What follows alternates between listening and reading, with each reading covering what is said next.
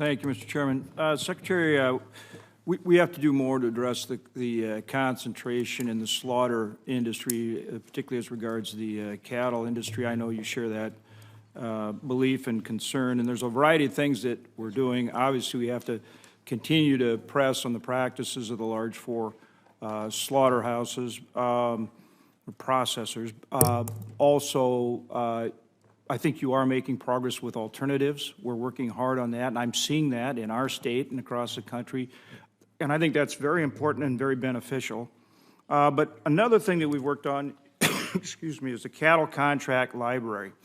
And we allocated $2 million out of this committee and the authorization to move forward with a pilot program.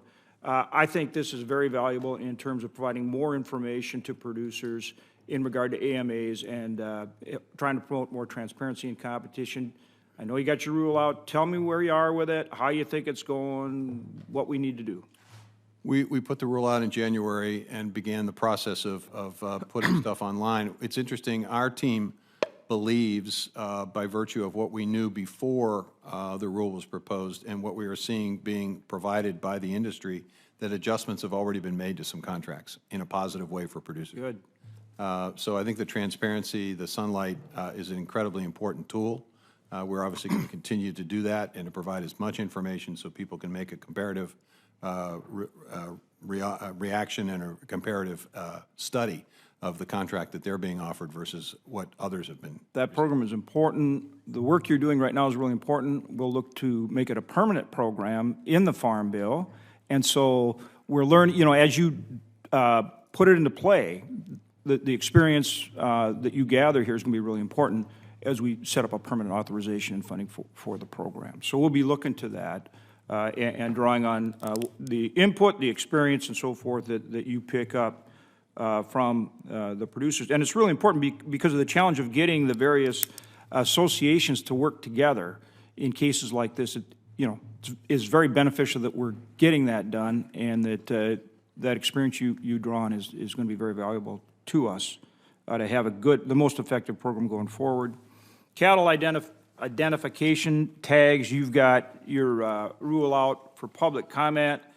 I guess my concerns would be cost and any mandatory nature of that and how that's going to be handled vis-a-vis our producers. It's, what, $30 an animal, roughly.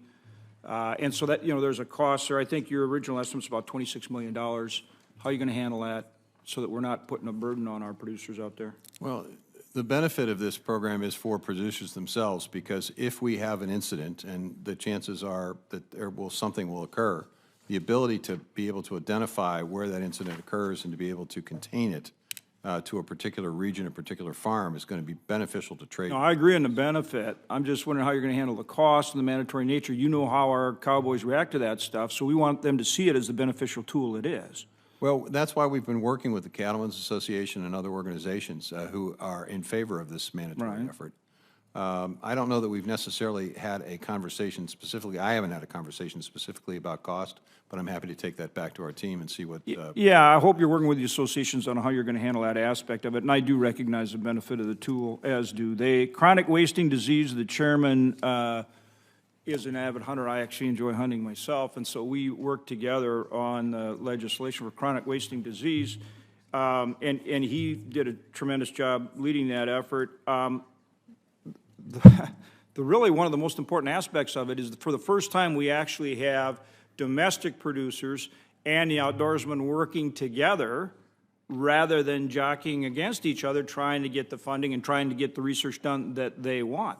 We finally brought them together in this initiative, and that's critical. And we will, obviously it's authorized at $70 million. We'll work to increase funding. We're already doing that.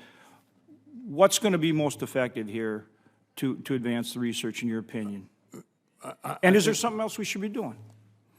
I think continuing to make sure that there is an appropriate division of those resources between domestic and wild, that we don't seem to be favoring one or the other, recognizing, as you just mentioned, the need for these folks to work together and making sure that they see that this program is benefiting all sides in a fairly appropriate way.